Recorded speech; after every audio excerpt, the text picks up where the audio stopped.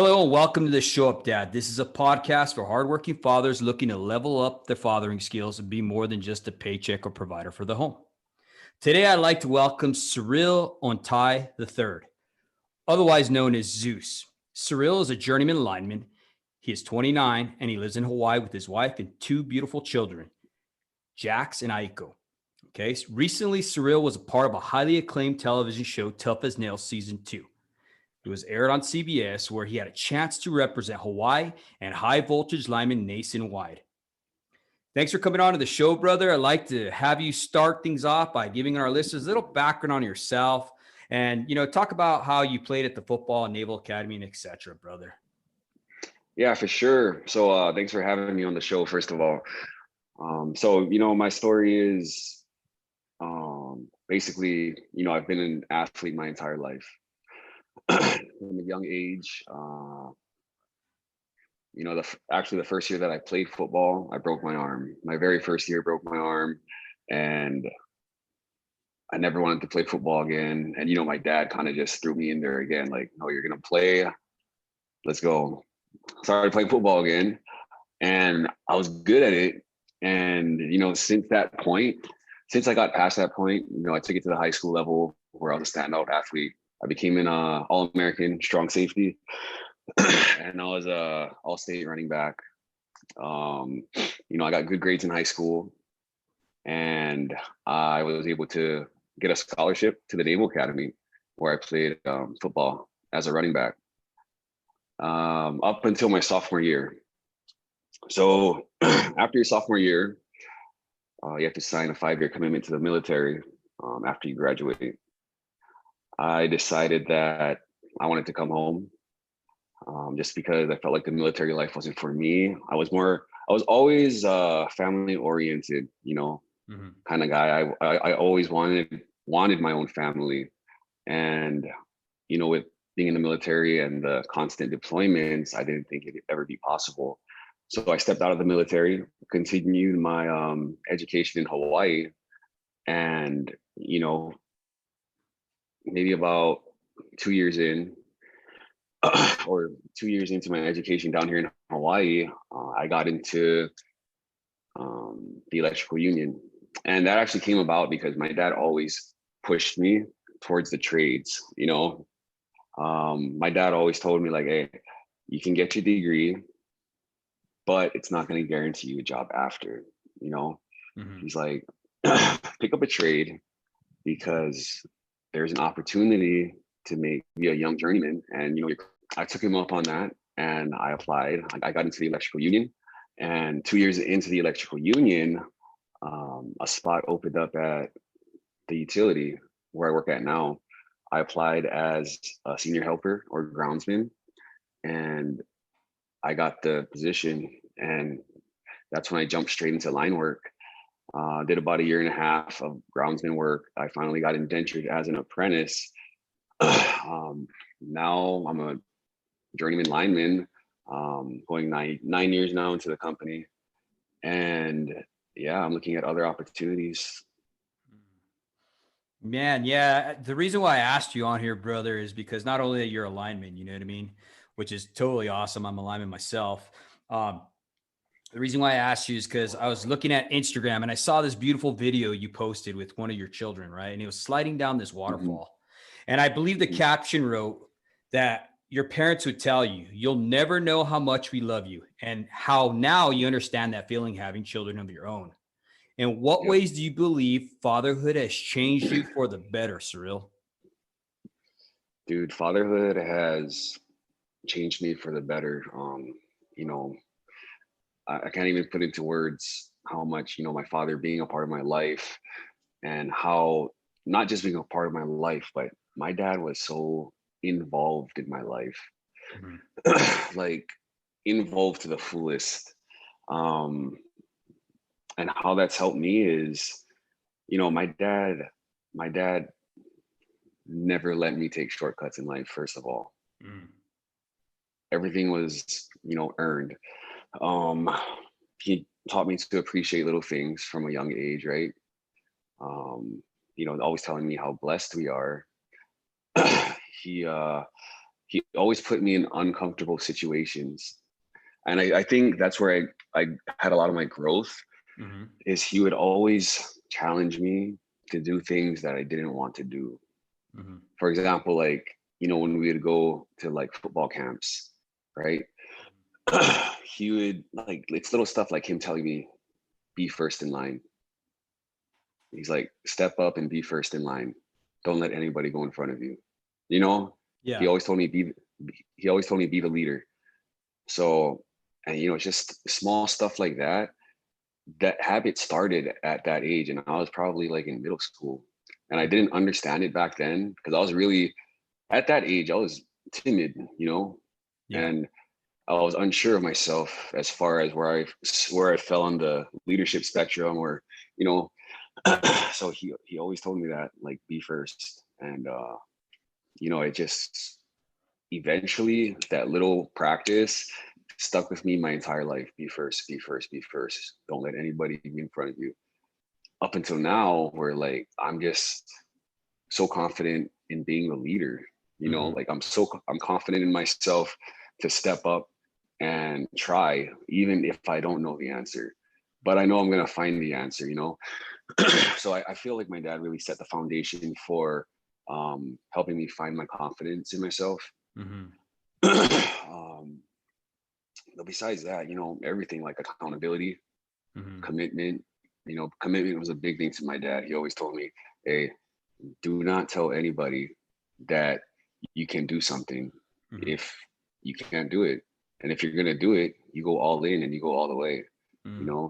He always told me your word is gold. He said, your word is gold. Once you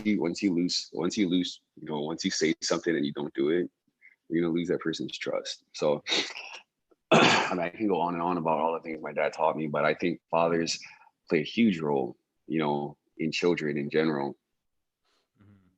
Do you believe that all these things that your father showed you and was an example for you, do you believe that you'll be able to implement that in your children's lives and in fatherhood? And by going through that, did that change you? Oh yeah, no doubt. So, the way my father raised me was so awesome, and that I'm trying to, apply it to how I raise my kids. And, being a lineman, we work some pretty the hours are just nonstop. It could be anytime. You can get called out anytime. So one of the things I realized is when I look back at when my father was raising me, my dad was always home. He made sure he was home so he can, train me for sports. He can coach me. I'm finding that, as a father and as a lineman, it's not only hard to find the time, but it's also hard to be 100% all in when you get home because you're tired from work, right? Yes. So it amazes me on how my dad was able to do it back then. I mean, my dad was an electrician for the same company that I work for now, but he would come home and he would, right when he gets home, change his clothes, boom, he's outside with me, throwing ball or, lifting weights, coaching me. And now that when I come home,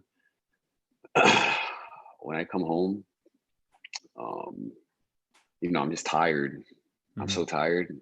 And I try to give myself that little energy to, go outside and throw a ball with my son, but it usually turns into just taking them to the playground. Yeah. But yeah. Well, it gives you a whole different perspective on how hard men were back in the days, right? And they definitely set the bar for us. Seriously. Yes. know. So Go ahead. No, I mean, so that's something that pushes me too. Is every time like I'm tired, I'm just like, just take them somewhere, go out and play with them, because the fact that my dad was able to do it when I was a kid, it's like there's no excuses. There's no excuses, really. Yeah. I totally agree with you, brother. I was reading that according to the National Fatherhood Initiative, right? That's what our fatherhood program is based off of. Okay. It said that 33% of Hawaii's children are growing up without their biological father present. Mhm. Why do you think that's taking place, brother?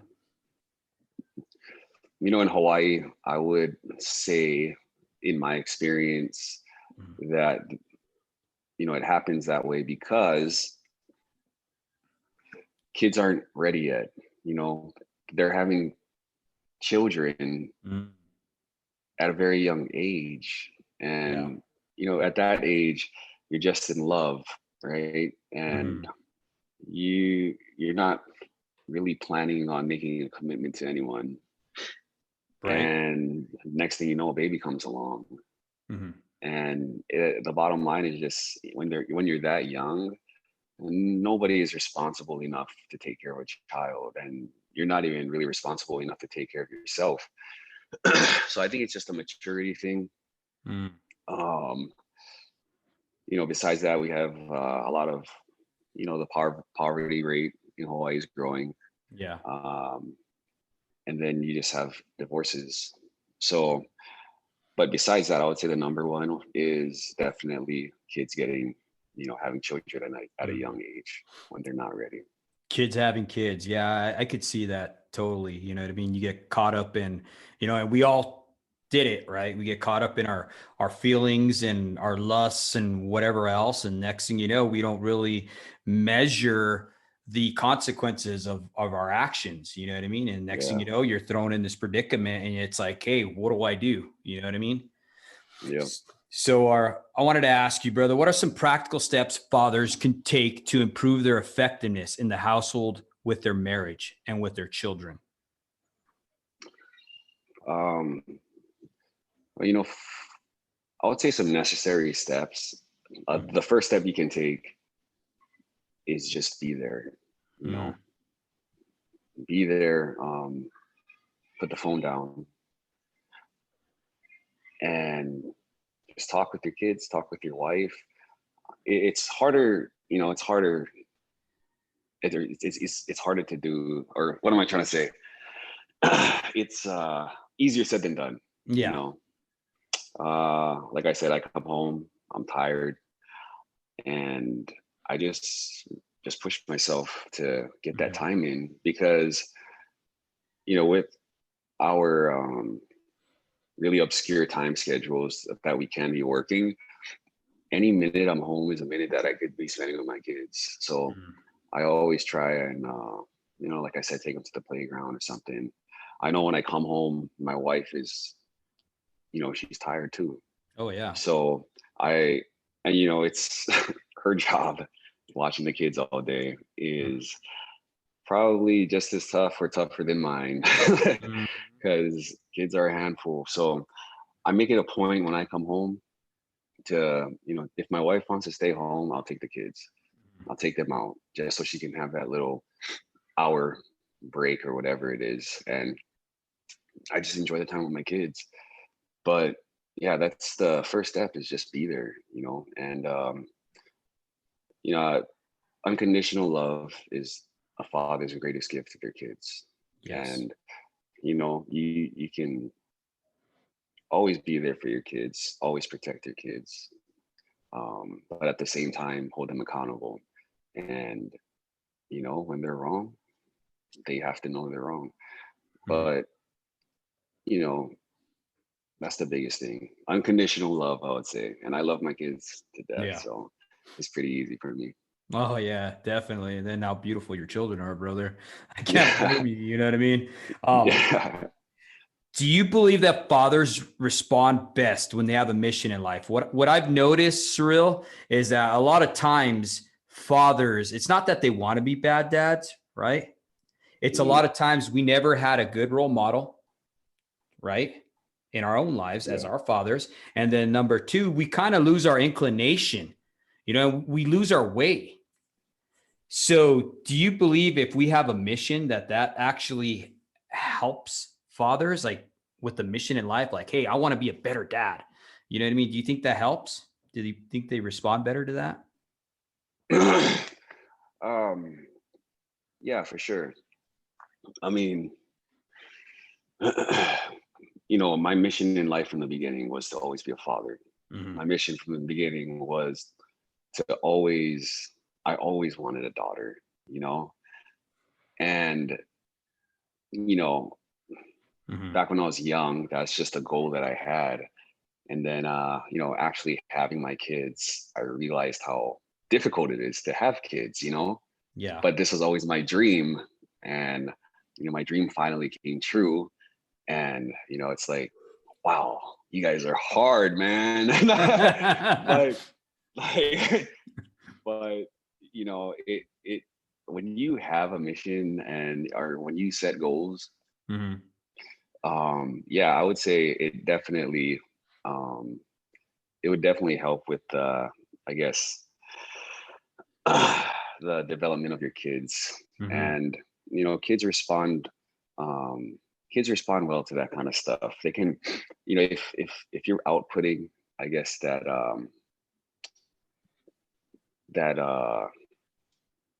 the fact that you want to be a better father and whatnot. I think the kids definitely feel it.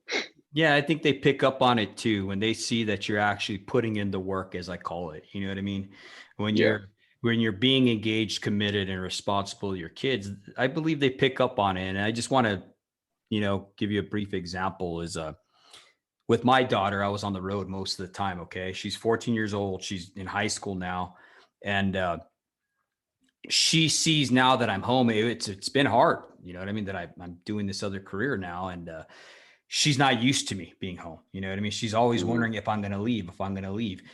So that was very detrimental in our relationship. You know what I mean? But she sees how much hard work I'm putting into our relationship to grow it, to be a Yeah. father for her, to be engaged, you know what I mean? And committed to her, to actually not just be this dictator telling her, you need to do this, you need to do this, right?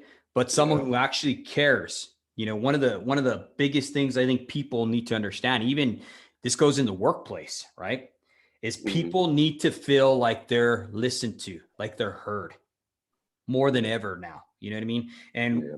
when you just blow off your child or whatever, like how I did in the past, you know what I Hmm. mean?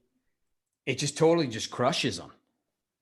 Yes, it does. I agree 100%. And I can feel that, like, I'm not a perfect father. No. And the older my kids get, they know when I'm not paying attention to them. Oh yeah. And like my son, if I'm on my phone, he'll take my phone and he'll run. He'll take my phone and he'll run, and he'll like toss it or hide it somewhere Hmm. because he's so smart, and I'm glad he does that because it reminds me, like, dude, get off your phone, because at the end of the day, when you lay in bed and you think about it, Hmm. did you spend enough time with your kids, or were you on your phone more than you gave your kids attention? And Hmm. by that time, you can feel bad about it, like, oh man, I'm gonna do better tomorrow.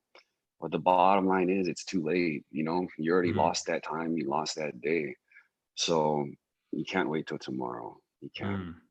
Yeah, because tomorrow never comes, right? It can never. We don't Yeah. know when we're going to leave. You know what I mean? Yeah. I think that's awesome that you said that. Um, I wanted to ask you this, brother. Do you believe fathers need to hear how important they are to their children, and they need to hear that their very presence is the best gift that a child can have? Yeah. I do think fathers need to know how crucial they are, in the development of their kids. And, some people might need that, that maybe that reinsurance from their wives or whatever it may be, just to know that, they're doing a good job, Hmm. how important they are in their kid's life. I know for me, Hmm. you know, sometimes like my wife will tell me, hey, good job. Like, you're such a great dad. My wife tells me that, and, I'm just like, it makes me feel good, Hmm. it's a little reassurance, um, that I am doing a good job. And I hope she'd be honest with me both ways. Like, if I wasn't doing a good job, I want Yeah. to know that too, because, fathers, we get caught up, we're ambitious, and we're always trying to find new things. Our brains never stop. Hmm. Um, so it's easy to get lost in it. And that's why we have our wives to check us, my wife she's the greatest thing that ever happened to me. She's my biggest supporter in all the, stupid things that I've done in my life. She was Mhm. always there just to say, "Oh, good job," but she'll also tell me when I'm messing up. So yeah, behind, like they say, behind every good man is a, Mhm. great wife, great supporter. And that is true. Yeah, I always like that saying, and I also like to kind of change it a little bit. These wives, they're not just behind us, they're right beside us. You know what I mean? They're there Yep. walking life every step of the way Yep. with us. You know what I mean? Especially Yes. being linemen. I mean, we wouldn't be able to do our jobs, dude, if we didn't have them strong Yep. and at the Exactly. house. Because it takes, and I just want to give props to line wives out there. I mean, their job is hard, bro. I mean, we leave It is. during holidays. I've been called off to hurricanes, ice storms, you name it, brother. You know what I mean? Yep. Even when I went to the utility, because I'm a construction hand, and Hmm. I've worked at utilities and I've worked at co-ops, both, and you're never home, dude. I mean, No. even when I worked at the utility, I was working a swing shift. So I didn't get to eat dinner with my kids, Yep. and that time you can't get back. So Hmm. going back to what I was saying, it definitely takes a strong woman with a strong backbone to be able to handle the Right. household, when we're out there trying to provide for them. You know what I mean? Yeah. I agree. I agree 150%, dude. Like, without my wife, none of what I do would be possible. No. And yeah, not at all. Like, when I get that call out at whatever 10 at night, Mhm. 1 in the morning, like she just says okay, like it's never a problem, Mhm. and even being on the Tough as Nails show, Mhm. I was gone for 6 weeks. I had no contact with my family. So I mean, that's what I mean. She's just awesome. No, absolutely, brother.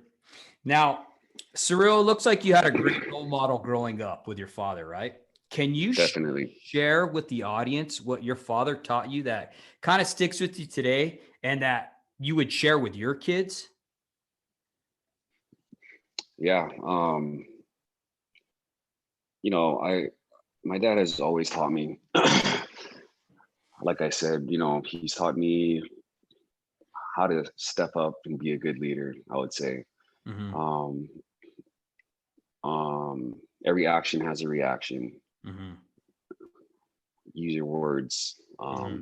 wisely, you know, and appreciate the little things in life. So my dad, besides all of that, I would say the biggest, I guess, knowledge that my dad has passed on to me, or the biggest thing that I have picked up from my father, Mm-hmm. is to stay humble. My dad was a very modest man, and you can ask, like, if you ask anyone about my dad, they're gonna tell you he's like one of the coolest guys they ever met. And I was the same way growing up. It didn't matter to me, whether I was a standout athlete. I still hung out with the gamers. Like, Mm-hmm. it. I would say the one thing that took me, you know, I feel like I've lived a pretty blessed life my entire life, and opportunity after opportunity after opportunity, it it just came about on its own. Mm-hmm. And the biggest reason why is because throughout my entire life, I always treated people well. Mm-hmm. I was always a humble person growing up myself, and I just treated everybody well, no matter what my status was.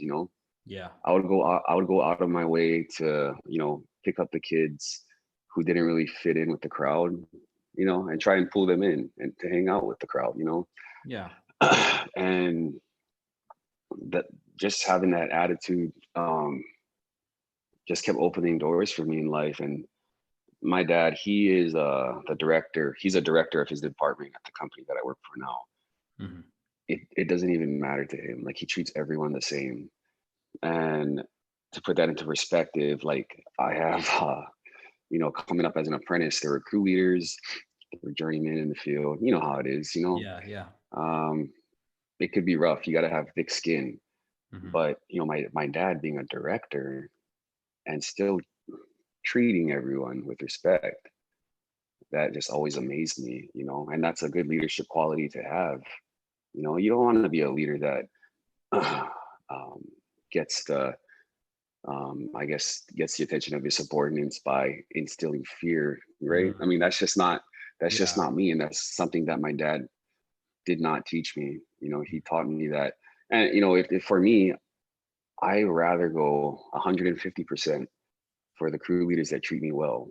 Mm-hmm. I'm not gonna go 150% for the crew leaders that treat me like Yeah. like nothing. Like a It's, rented it's just not. ham. Yeah, it's just one. It's not motivating at all. It's not inspiring. Mm-hmm. So why am I gonna want to do something for you? It's just.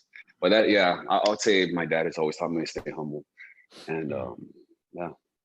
And I think that's something that's missed in today's youth. You know what I mean? Being humble. We live in this social media world where everybody's always posting something about this or that or this. You know what I Mhm. mean? And that just starts breeding a level of anxiety. I was listening to this one doctor who was talking about how the comparison. You know what I mean? People are always comparing themselves on social media, and it starting to Mhm. lead to anxiety disorders, and also starting to lead to men getting depressed, right? Because they're thinking themselves, man, they have a nice house, they have this, why this? I'm over here busting my butt, nothing's happening. You know what I mean? Mhm. Mhm. In reality, men are taught from a very young age. You know what I mean? There's no such thing. Don't be depressed. Get up. Dust the dirt off, kid. You know what I mean? Come on, get back in the game. So we don't even know as men how to really process these thoughts of depression. So when we suppress that, it starts coming out in anger and Mhm. rage. And I think Mhm. that's where society is now today, because men, through this comparison and stuff like that, through social media and not being humble, and Yeah. getting this whole, vicious circle, all of a sudden we're wounding up with men that are depressed, men who don't know how to process it, and men who are starting to turn that depression into an anger. You know what I mean? And then we start acting that out on our families and our kids who don't deserve that at all, you know? Hey, David, can you hear me? Yeah. Yeah. What's up? Yeah. I got you. Yeah. No, no, no. Yeah, I agree. Social media, it's a scary thing. um, Definitely not a platform for children. I mean, just No. because, like you said, it can cause that anxiety, right? The comparison is always there, Mm-hmm. and it's just toxic. Even not for children, but for men our age, it can be toxic just because, like you said, the comparison. Mm-hmm. And I mean, the bottom line is, there's a lot of people who, it might, their Instagram might start through a passion, but in the end, it slowly translate. The underlying reason of all their posts are, look at me, Mm. and Yep. then it's hard to gain followers. Honestly, like the only reason why I was able to, I would say, gain a following is because it was my passion, and I just feel like if you're not true about your passion, if you're not true about your posts, Mm-hmm. and the real underlying reason of it all is because you want people to know who you are, Mm-hmm. people feel that, like, subconsciously. Yep. People feel that, like, they know that, okay, he's just posting this because he wants to say a little spiel about himself, or you know Mm-hmm. and it's just not going to happen. Mm-hmm. And that's how, for me, it was my biggest thing when I started my Instagram is I always wanted to show what linemen did, Mm. because in Hawaii, especially, nobody in Hawaii knows what a lineman is. No. So my thing was, oh man, I want a platform where I can showcase what linemen in Hawaii do, and hopefully, everyone in Hawaii would know what a lineman is, just like they know what a firefighter is, Mm-hmm. just like they know what a policeman is, just like they know what a doctor is. I was able to accomplish that, but my posts were never like, hey, look at me, like, Mm-hmm. but yeah, that's the biggest thing with social media is there's this need to feel accepted and this need to, you know, get your name out there. Mm-hmm. But yeah, It's not about that. You're absolutely right, and I agree with you. I think right now more than ever, people are looking for people that are authentic, right? I don't know how many times I hear people saying, "Oh, be your authentic self, be your authentic self." You know what I mean? That yeah, holds true. I mean, you're absolutely right. I think people can really pick up on the vibe you're throwing. You know what I mean? If it's yeah, good or bad. You know what I mean? If you're hmm, craving that attention, you know what I mean? hmm, I don't know how many times I see women in general who are posting all this stuff on hey, look at me, look at me, look at me. You know what I mean? It's like, yeah, man, are you not getting the attention you deserve at home? That's yeah, the real question. I mean, I'm being real here. You know what I mean? That's what I'm yeah, thinking in my head. yeah, It's like, where's your husband at? You know what I mean? Isn't he not yeah, giving you the attention that you need? You know what I mean? exactly. Hmm. Yep. Now going back to that, okay, we work in a trade, okay, where there's Hmm. no room for complacency. Complacency kills. We both understand that, right? Yep. Yep. Okay. So this also holds true in fathering and being a husband as well. Okay. If we get complacent, we run the risk of becoming comfortable and vulnerable. Okay. How do you keep from becoming complacent in your marriage and with your children?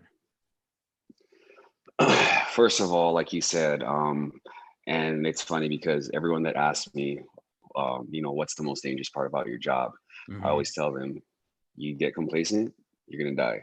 Yep. And it's it translates here to the household because you know well, first of all, it's really not like me and my wife. Mm-hmm.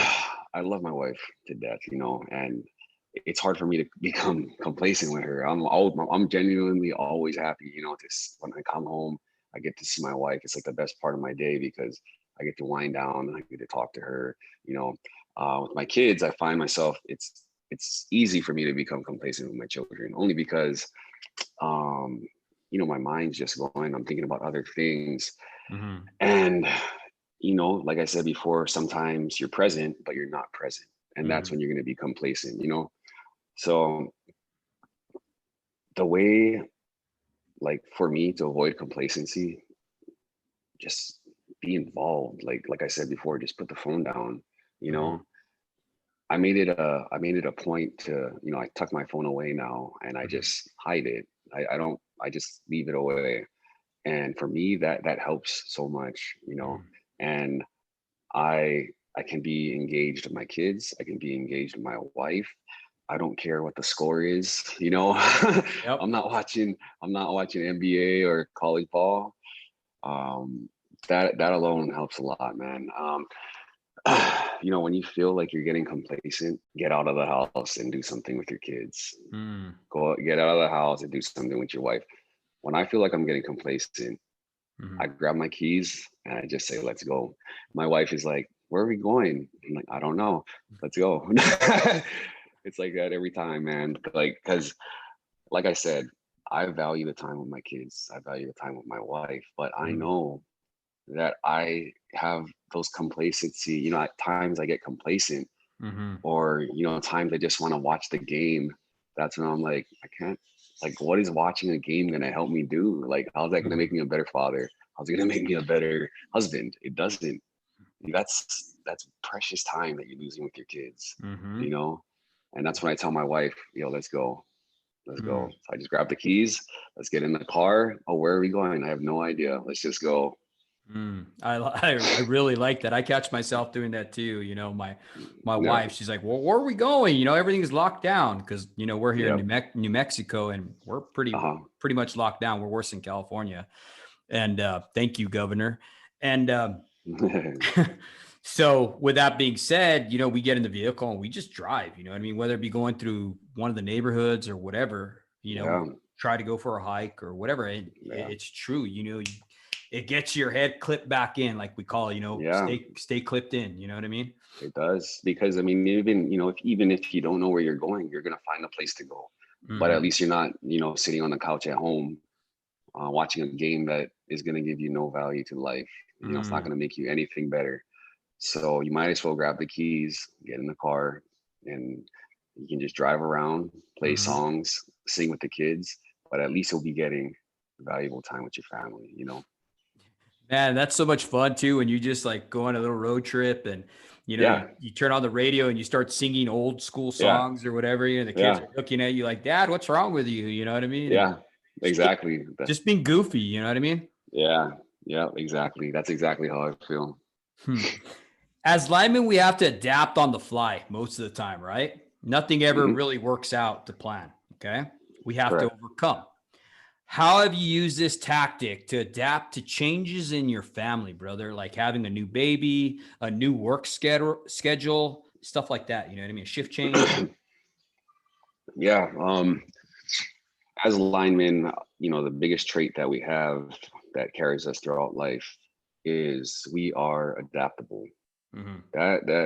That's just like bread and butter for us. That's something we're known for. We can adapt on the fly. We can adapt to any situation.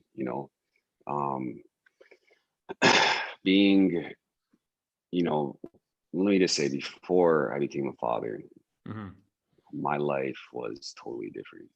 Yeah. And um, if that totally different person had raised my kids, they would be going in the wrong direction right now. Yeah. Um, I was dealing with a lot of stuff. I was doing a lot of things that I was at a young, immature time in my life, basically. Mm-hmm. Now, when I had my kids, it was the biggest blessing in my life. That was the biggest turning point for me. Mm-hmm. That's when I started to say I need to change my life Mm-hmm. because this isn't healthy for my children. So the after work bar sessions had to stop. The going out on the weekends had to stop. Not only for my kids, but because my wife, she needed me there. So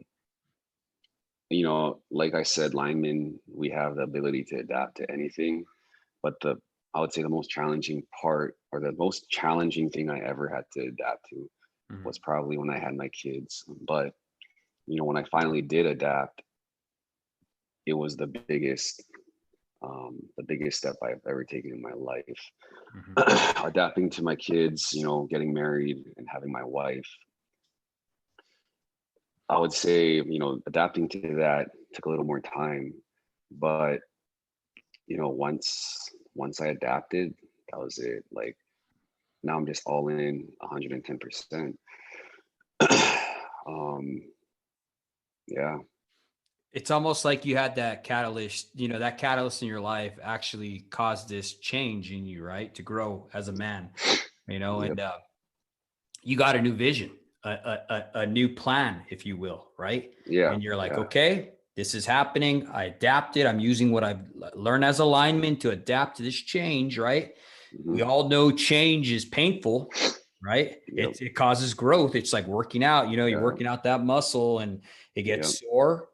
Why? hmm, So it can grow, right? And that's exactly what yep, change is, and it's good yep, to see that you utilized that same adaptability that you take from line work into your family dynamic, and you're able to hmm, adapt to the problems that rise up in life. You know what I mean? And it's pretty yep, awesome to see that. You know what I mean? One of yes, for sure. one of the things my old man used to always tell me is learn from other people's mistakes, right? So Hmm. it's pretty cool to see other people who have gone before, and you're just like, okay, I do not want to go down that road. I do not want to go that road. You know what I mean? I want to go this Yep, road. You know what I mean? And I think that's important as a exactly. man to be able to recognize those things. You know what I mean? Yeah, and it's something I definitely recognize. Yeah, I mean, I kind of put into words, like, to me, like, I owe it to my kids because Mm, they, they pulled me out of the mess that I was in. you know, whether they know it or not. They really helped change my life around. And now it's, you know, my turn to show them the appreciation, you know, Mm-hmm. and I'm just trying to steer them in the right direction. I like that you said that. That's pretty interesting how they changed your life for the better. And Yeah. wow, that's really cool, brother. I wanted to ask you, Cyril. We all know that line work is hard work, right? And it takes good work ethic, right? So, Yes. how have you used that hard work ethic to better the life of your family without having to sacrifice them as a priority?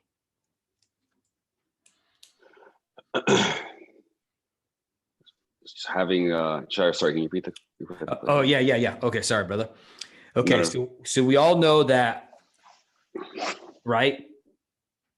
Hard work, okay, having a hard work ethic to better the life of your family without having Mhm. to sacrifice them as a priority. You know, we work hard for our families and stuff like that, right? A lot of Yeah. times, a lot of linemen, like, and you know, I'm just going to say me, prime example. We are working hard for our families, and we sometimes forget about our families. They kind of take a back seat. So, how do Yeah. you have that good work balance to where they don't take a back seat to your family? Yeah. Um, so, you know, like I said, when I was when I first had my kids, the adapting took some Mm-hmm. time because I was used to working 7 days a week. Mm-hmm. I would work Saturdays and Sundays. I would work, you know, all the night work. I would work all the overtimes. And you know, when my kids came, Mm-hmm. I seen that it was taking a toll on my wife that I was, you know, gone all the time. So not only that, I wasn't having time with my kids, and I realized that the change had to be made. You know, it doesn't matter. You know, my reputation at work. Oh, like, you know, I work all the overtime and I work all the weekends. How is that like? How is that having that? How is having that reputation going to benefit my family? You know, Yeah. like, is it about making my crew leader happy? Is it about making any of my bosses happy? No, it's not. That Mm. it's about, you know, keeping the kids happy. It's about keeping my wife happy. You know, those the my wife and my kids are the Mm-hmm. two reasons why, you know, I go to work. Mm. It's to support them. So what good is it, you know, if I'm trying to please other people by, you know, working all the time? That don't matter, you Mm. know. And that's something that I had to come to terms with is, wait, is this, am I living life? Am I going to work every day to make my crew leader happy, Mm. to make my boss happy? No, it's to make my wife and my kids happy. It's to put a roof over their heads, you know, it's to feed them. That's why I go to work. As soon as I came to terms with that, you know, I had to cut, I had to really cut my schedule. So Yeah. now, you know, I don't do Saturdays. I don't do Sundays ever. The weekends is for my kids. Mm-hmm. Um, I try not to work unless they need me on the weekdays. I try to be home by 4 o'clock every day, Yeah. and that's my commitment to the kids. So it Mm. all starts with the commitment. Yeah, you got to commit to one thing, you know. And I really hope it's not your boss or your crew leader or your Mm. supervisors. You know, like, that commitment doesn't matter. They're not going to be there when you're in your, you know, your deathbed. It's only going to be No. your family. So, you know, you really got to come to terms with who you're trying to please, who you're trying to impress. And if you are trying to impress your superiors, why does that even matter? You know, they don't care about you. I mean, some do, but, you know, most care about the money they're going to make. But your family will always be there. So my advice would be to, you know, just take care of your family. We're hardworking men, so you know, why don't you take that same energy that you'd use on the weekends, or, Mhm. you know, take the same energy that you put into overtime and give it to your kids and family. They need it more, you know. Yeah. Huh. That I've never heard it like that. That's awesome to see you parallel that with work and hard work. You know what I mean? That's absolutely right, Mhm. brother, to be able to use that same hard work ethic and put it into your Yeah, family, sow it into your family, yeah, um, one of the things I always, keep hearing in my own head is you can't serve two masters. And you're absolutely right. You hit the nail right on the head. Who are you going to serve? Are you going to serve your job, or are you going to serve, you know, your family, yep, you know? yep.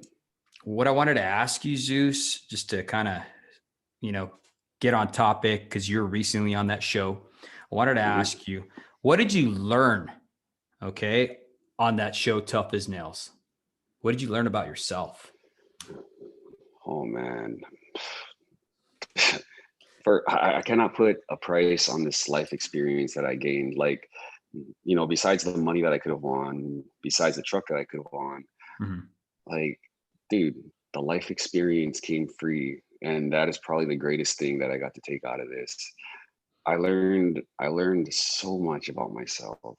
I learned I learned so much about other people. Being in Hawaii, I would say, Hawaii is Hawaii. Mhm. We're just different, not in a bad way, but we're just everything is different. As small, as little as the words that we use. I learned that, methods as in leadership, like leadership methods here may not work as well if you take them elsewhere. Mhm. Learning how to, kind of adapt, like you would say, Mhm. and learn pretty fast how to lead others, right? Mhm. Just the terminology and the terms you use, it's so different, compared to, I guess, what other people are used to. But I learned that, I would say one of the biggest things that I learned up there is Mhm. it's okay to rely on others. It's okay to use others as a crutch if you need support. And I'm only saying this because, everybody had a background. Everybody had certain life skills that you didn't have. So in some of those challenges, you had no choice but to use people, Mhm. and rely on them, rely on your team. And, for me, I'm a lineman. I can do it all. I'm well rounded. I can adapt on the fly. I don't need your help, you know? Yeah. But, when I was up there, I was like, man, like I really know nothing about this. Like, Mhm. it came to the point where I had to kind of be like, be the leader, please. Mhm. You Mhm. you have the life experience, and we need your experience right now. So we need you to step up. Mhm. If you don't want to take the leadership role, at least tell us what to do.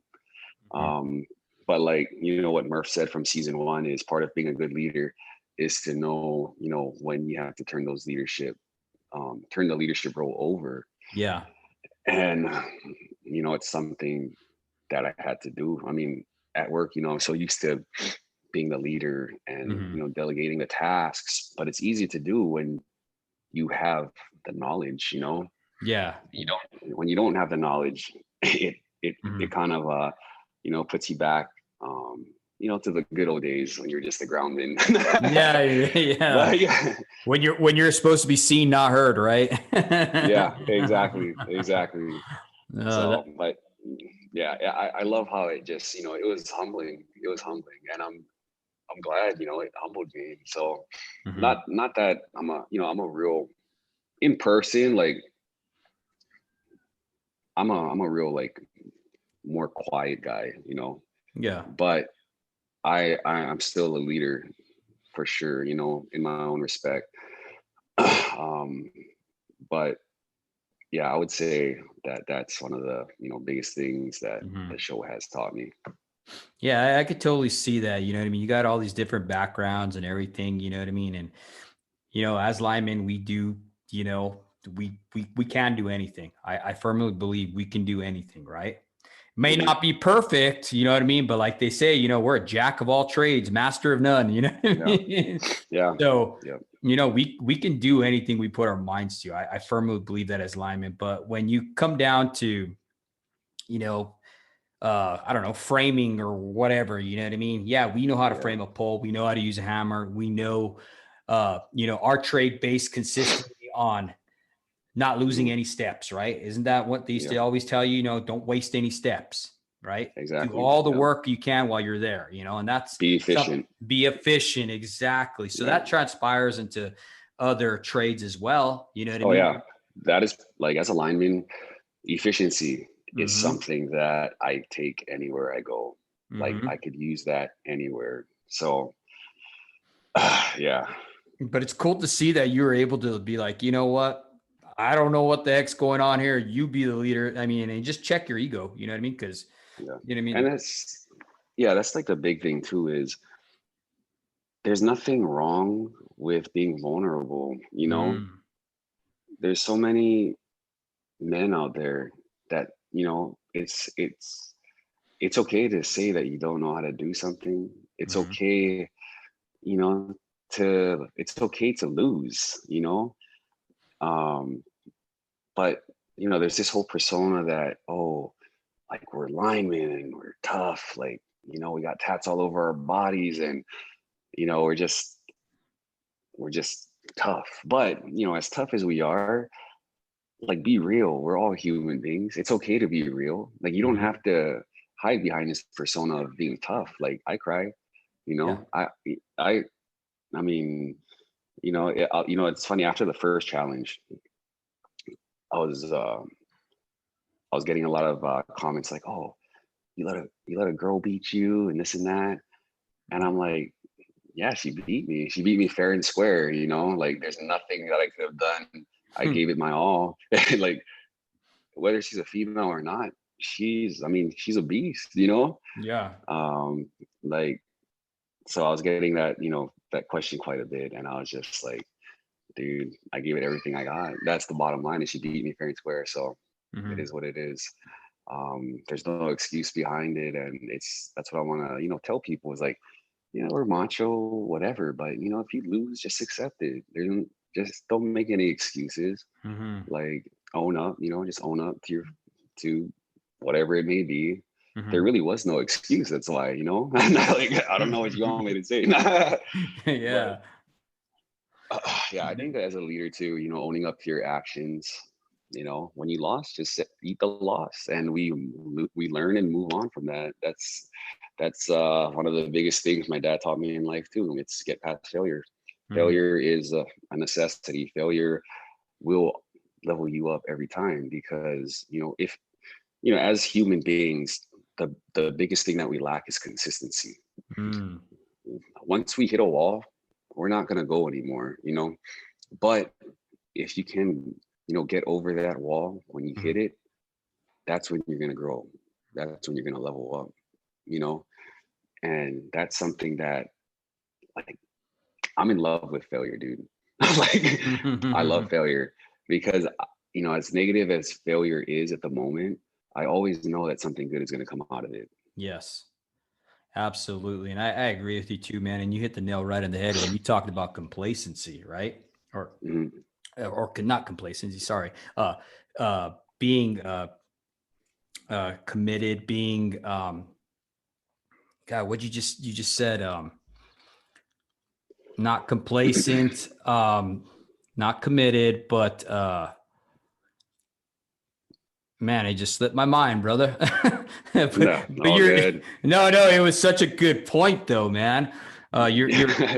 You're talking about being how people now you love failure, right? How Yes, it teaches yes. you and it causes you to growth, and that's Mhm. stretching you and stuff like that. And there's always a lesson behind everything that we do, whether it be failure or not. And you're absolutely right. As men, as linemen, we tend to say that we don't have no problems, whether it be in our health or whatever, and I Mhm. liken that to my brother. I lost him this past year. He was 38 years old. It was the day before his Sorry 30. about that, man. Oh yeah. Thanks, brother. Day before his 39th birthday, right? Totally healthy, strong dude, looked perfect, just fit lineman. He was a great hunter. And he went on a hunting trip with his wife, and he pulled out a big monster bull elk, thought he could carry it out by himself. Cause I mean, this is one of those guys who could pick up a 50 kVA off the back of a truck and set it down. You know what I mean? Just a strong dude, bro.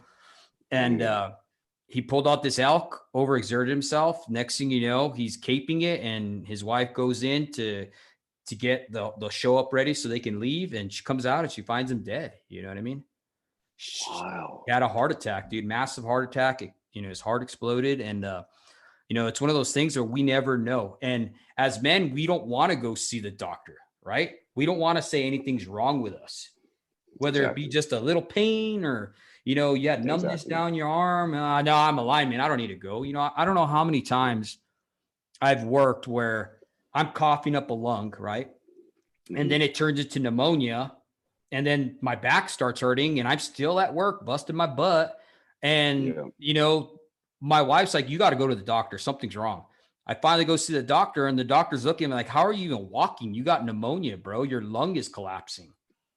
But yet I'm still at work giving her hell. You know what I mean? Yes. And at men, we need to check that ego as linemen, as fathers. There's so many people that are counting on us, dude, our wives, our children, and we need to check that ego and go get checked. Go get help. If you're having a hard time being engaged with your children, I mean, this is what this show is for, right? That's why I bring on guests like you, so you can give out an idea. You know what I mean? Be like, hey, this is what I do. I take these drives with my children because I don't want to get complacent. You know what I mean?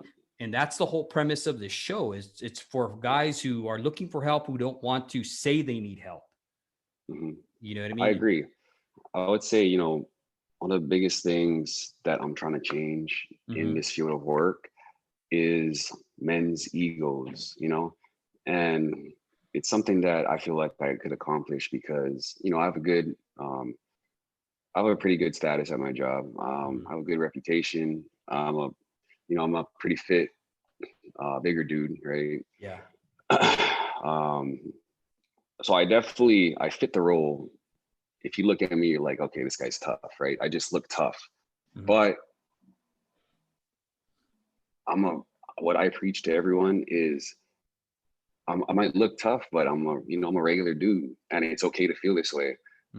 So when we're at work, like, you don't have to act or pretend that, you're this tough person. If you're not, it's okay to not be tough. It's really okay, Yes. But I think, like, especially in the field of work, linemen, we're supposed to be tough. We're supposed to never get hurt. We're supposed to never cry. And if you live like that, like, just be real. Respect's real. I mean, everybody loves real. When someone realizes that this dude is real, that's when you get more respect, I feel like. Yeah, no, and I agree with you. It's, you're being authentic, and people can relate to you more. And that even goes back to even being just a good leader. I hear you talk a lot about leadership. That's something that interests you.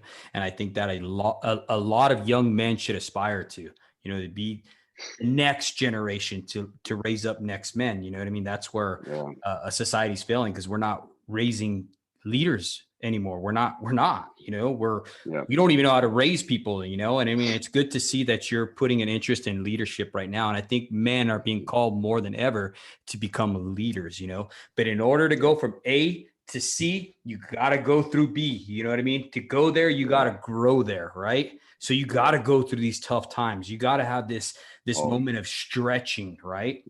Absolutely. And let me tell you, dude, my stretch was not easy. Coming up as a groundsman throughout my entire apprenticeship, man, day after day after day, just constantly, taking cracks. And one of the biggest things that I can say is, if you really want to level up, and I never understood this until later in my apprenticeship, if you want to level up, if you want to be successful in this trade, if you want to be better than everyone else, you have to read. You have to read the textbooks.